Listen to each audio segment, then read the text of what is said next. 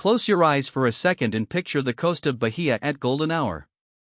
The air is warm, a little salty, and somewhere nearby there's music drifting through an open window.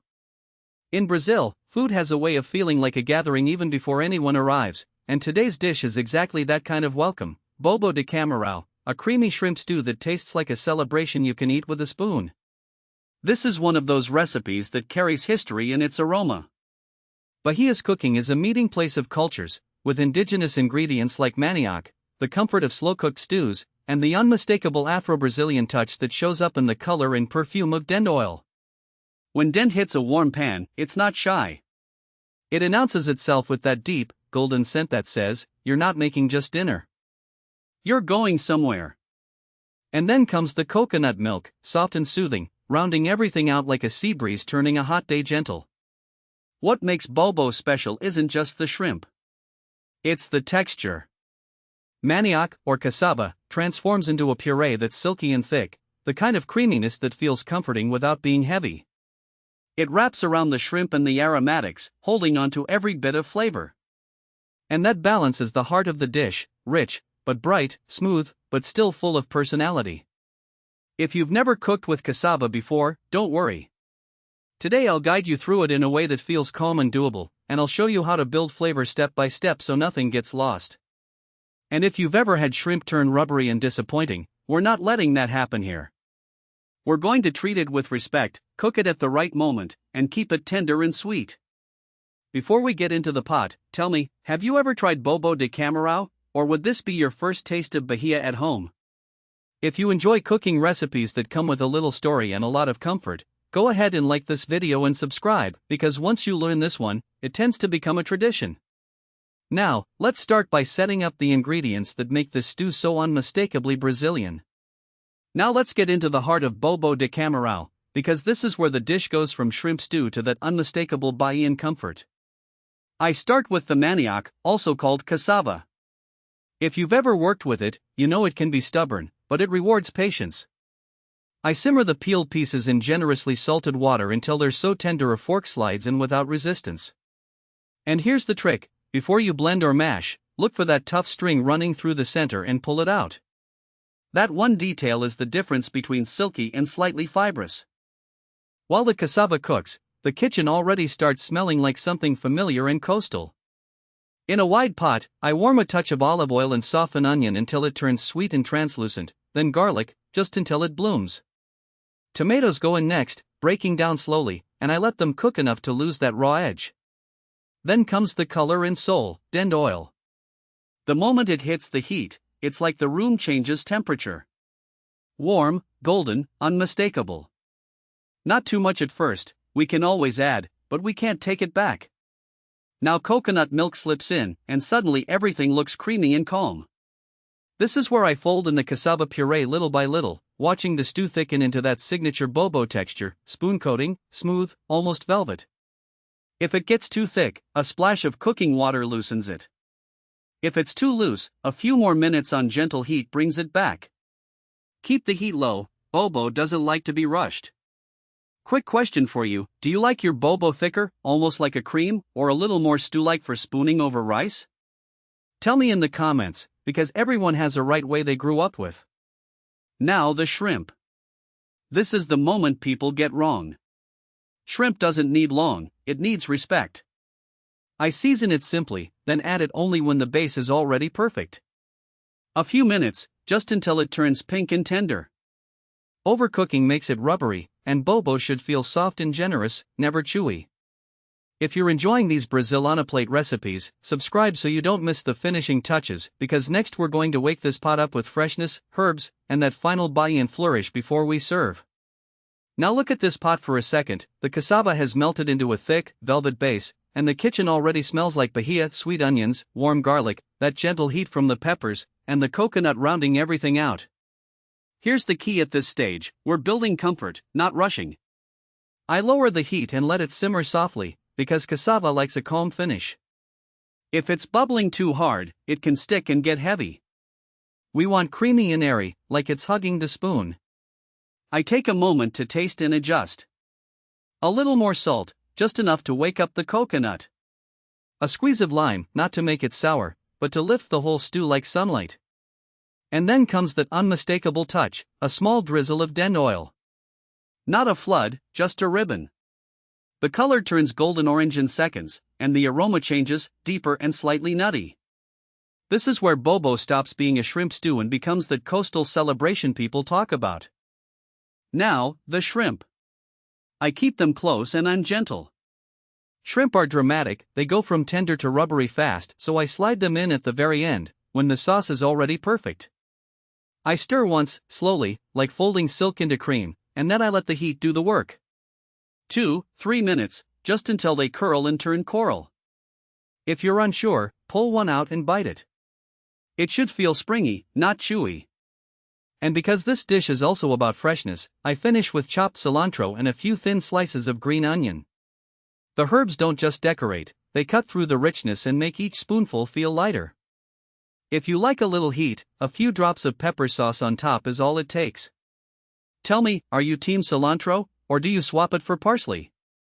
And if you're enjoying these Brazilian classics explained in a way you can actually recreate, subscribe so you don't miss the final touches and serving ideas, because next we're plating this bobo like it deserves, with the perfect sides and a quick bonus that's naturally gluten-free and straight from the Northeast.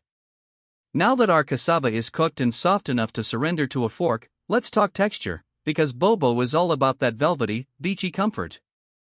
I drain the cassava, reserving a little of the cooking liquid like a safety net, and blend it while it's still warm.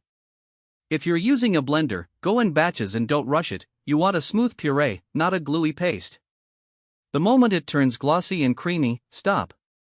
That's your sweet spot. If it feels too thick, loosen it with a splash of the reserved liquid or a little coconut milk, just until it moves like a slow wave. Over on the stove, the kitchen starts to smell like bahia before the shrimp even hits the pan. I warm a generous spoon of den oil, and it blooms instantly golden, deep, unmistakable. Then in go the aromatics, chopped onion, garlic, and sweet peppers. I let them sweat, not brown, until they turn soft and fragrant, like they're melting into each other. A spoon of tomato paste or chopped ripe tomatoes goes in next, and I give it a minute to cook out that raw edge. It's a quiet step, but it's what makes the base taste round and rich instead of sharp. Here's the part that keeps shrimp tender, they do not want a long simmer. I season them simply: salt, pepper, a squeeze of lime, and I hold them back for a moment. First, I pour in coconut milk and let it come to a gentle, lazy simmer. Then I fold in that cassava puree, stirring slowly, watching the stew turn creamy and pale gold. It thickens as it warms, and the sound changes to soft, heavy bubbles, like a comforting hush. Do you like your bobo thicker, almost spoon-standing, or looser and more stew-like? Tell me in the comments, because this is where you make it yours. And if you're enjoying these Brazilian classics explained in a clear, doable way, subscribe, there's plenty more from our table coming. Now, when the pot is creamy and steady, heat low, I slide in the shrimp, just until they curl and turn opaque, and that's when the whole dish wakes up. In the next step, we're going to finish it with the fresh touches that make it sing, and plate it like a coastal celebration. Now comes the moment where bobo stops being a pot of ingredients and turns into that creamy, bahia on a plate comfort. The cassava puree is already smooth and hot, and you can feel the kitchen shift steam on the window, the smell of garlic and onion still lingering, and that quiet anticipation you get when you know something is about to be really good. I lower the heat and start folding the puree into the sautéed base little by little, stirring slowly, like you're blending two stories into one. The color turns warm and golden, and this is where den oil earns its place. Just a small pour, and suddenly the aroma changes, deeper, beachy, unmistakably northeastern. If you've never cooked with den before, go easy and taste as you go. You want it present, not loud. Then in goes coconut milk, and the pot becomes silky, almost glossy, like it's exhaling. I pause and talk to you like I'm talking to a friend in my kitchen. This is the texture you're looking for, creamy, but still flowing. If it's too thick, loosen it with a splash of hot water or shrimp stock. Too thin, let it simmer a few minutes, but keep it gentle. And I keep stirring, not in a rush, because cassava can catch on the bottom if you walk away. Now, the shrimp.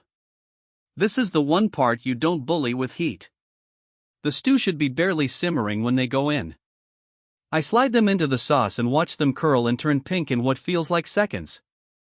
I give it 2, maybe 3 minutes, just enough for them to cook through and stay tender. Then I finish with chopped cilantro and green onions, a squeeze of lime, and I taste. The flavor is layered: sweet coconut, earthy cassava, that signature den warmth, and the brightness that keeps it light. If this is making you hungry, tell me in the comments, do you like your bobo thicker like a spoonable cream, or a little looser so it pools over rice? And if you're enjoying these Brazilian classics, subscribe, because the best part is serving it the way Bahia does. In the next moment, I'm plating, adding those final touches, and showing you the perfect table companions for this stew. And there it is, a pot of bobo de camarão that looks like Bahia decided to sit down at your table. That creamy cassava base is thick without being heavy, the coconut milk rounds everything out, and that touch of den brings a warm, golden perfume that you can almost feel before you taste it. When you scoop it up, notice how the shrimp is still plump and tender, not fighting you, because we respected the heat and gave it just enough time to turn glossy and sweet.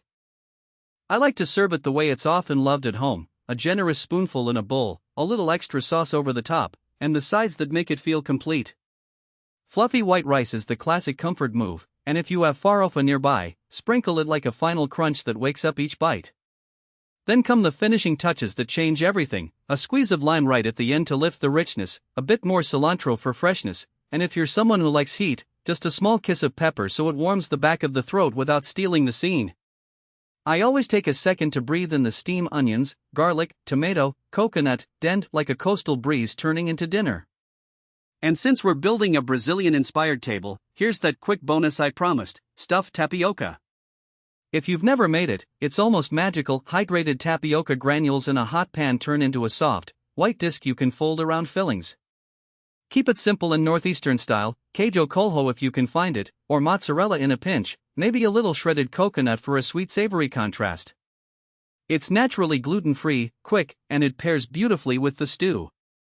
Now I want to know from you, when you think of Brazilian food, do you lean more toward comforting stews like this, or street-style snacks like tapioca? Tell me in the comments. If this recipe made you feel a little closer to Brazil today, give the video a like, and if you want more Brazilian classics with clear, confidence-building steps, subscribe and come cook with me again.